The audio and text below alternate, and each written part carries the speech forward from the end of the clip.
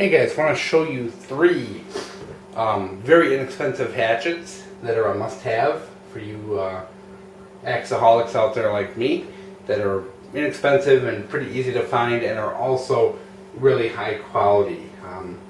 One of the things I always run into is people buying just kind of garbage and not knowing it because they don't know anything about axes or hatchets, and spending $10, $15 on essentially a doorstop. So I wanted to point out three models that I think are very good for the money and are well worth it and very versatile. We'll start out a little bit of a cold, guys, so excuse me, with the Marvel's Camp Axe. This one here is I kind of didn't like it at first. It took a little while to grow on me. I think part of it is because the head came loose right after I got it, and I think that was just a result of it being a different moisture environment here than what it was in storage.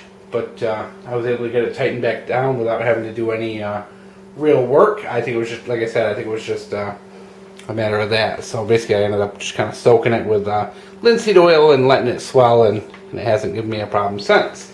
So this thing is like, I think it's about a 1 3/4 pound head on a 16-inch handle. It's got that very thin handle to it, which believe it or not, guys, I have tried to break. I didn't trust it, so I just kept slamming this thing and slamming 90 degrees straight into a tree, just seeing if that handle was going to break, and it never did. It apparently is stronger than it looks, so that thinness in the handle is really not too much to worry about. It's a really cool axe, very well reviewed. Wrangler started his video on it, how he kind of said he felt it was the best $20 axe out there, and of course, ever since then, the prices have gone up because there is such a demand on these now because of that video. I think last time I looked, he's got like 500,000 views on it. It's pretty insane. Came with a really good handle. You can see it's a really good straight grain, proper orientation, and very well hung. Very good job. This axe is not only a good, kindling axe and will take down smaller trees, but you can also use it for carving. You can choke up, get really close into the work, so if you are using it for carving, really cool. So it's a really good multi-purpose item. You can use it for, some basic, making spoons and things like that, as well as taking down small trees. You're not going to take down whoppers with this thing, but, for a camp axe, it's actually a pretty good size and a pretty good weight and a good balance and overall decent, But, like I said, these things are coming from El Salvador, so that head might pop a little loose on you when you get it home, just so you know. But you can fix it. Just soak that end in boiled linseed oil and let the wood swell up a little bit, and you'll be good as good can go. Next, the Vaughan shingling hammer, or roofer's hatchet, or whatever you want to call it, carpenter's hatchet. These things you can actually get at Walmart for $19.99. They are a fantastic deal. They're a 14-inch straight kind of hammer-handled hatchet with a 22-ounce head on it. Vaughan uses 1090 steel, if I remember right. The Marbles uses 1045, which is a little bit of a softer steel than I would like for an axe head. So this Vaughan is actually a much harder steel, which is pretty cool. It has the hammer pull on the back, so you can actually use that to drive nails and all that. So you don't have to worry about it mushrooming if you are using it on metal, which is pretty cool. It, of course, comes from Walmart. Dull as dull can be, and you can see there's a nice polished edge on there now. I went after this thing because in my testing, it was just super, super dull, and I really couldn't get anywhere with it. So I took after it with a file and then hit it up with some sharpening stones, and now we have a really nice polished edge on there that's really sharp. It'll actually cut paper. It's really good. It's hung very well. I went through the box of these at Walmart, and there's probably about 10 of them in the box, and about half of them had bad grain orientation. So you can see here, it's not horrible, not the best. You can see it's quite a bit of a curve to that. You can see there's a bit of a kind of a knot there as well. It looks like heartwood or something, but probably not a knot. But that could potentially be an issue. But you can see here, the grain kind of twists a little bit, so there is some runoff here, which you really don't want. You can see that runoff, how the grain starts up here, and if you follow it, it runs off there. If this were a full-size axe, I would definitely be worried but it's not a full-size axe. The odds of me breaking that are probably zero. Hung very well, both sides. Very nice tight fit on the head. Overall, this is a great little camp axe. These are tough as can be. It's good steel, good hammerhead. So if you are like pounding in tent stakes or setting up kind of a doing stuff where you might need that hammer, that's a really good option. Comes on that 14-inch handle, a little shorter than I'd like, but you know what? If this thing ever fails, if the handle does ever fail, I'll put this on like an 18-incher and upgrade it. Because I think it could stand it. It could definitely handle an 18-inch handle on it. So overall, really like it. Really good.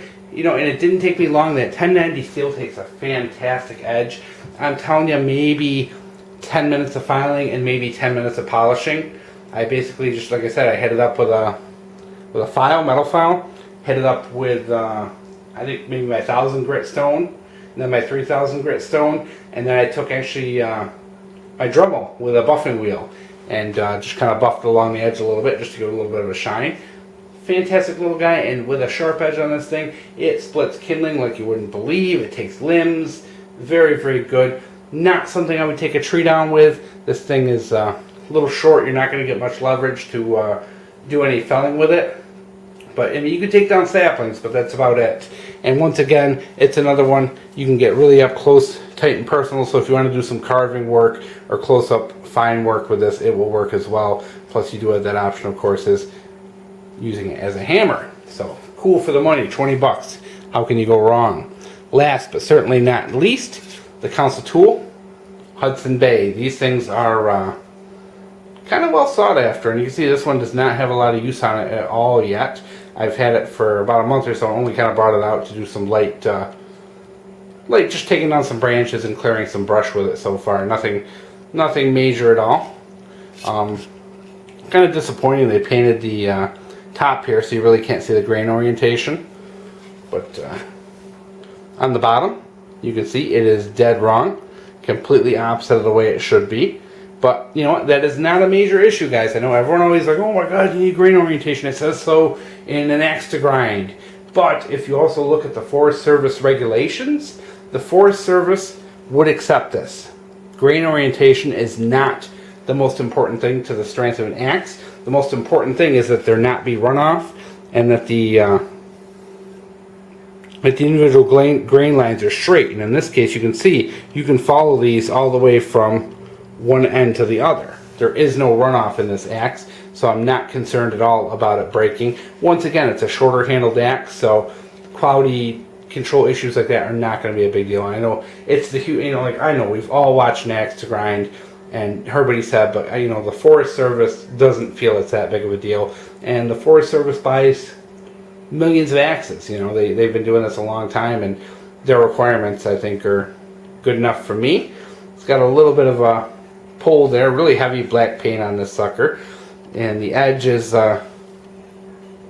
not the sharpest. It's okay. Council doesn't really sharpen their axes when they send them to you. They leave it to you. It's part of the way that they keep prices down. I think I paid $18.99 for this at Bailey's, and then it had like the $10 shipping, so I actually bought a couple of axes through them all at once.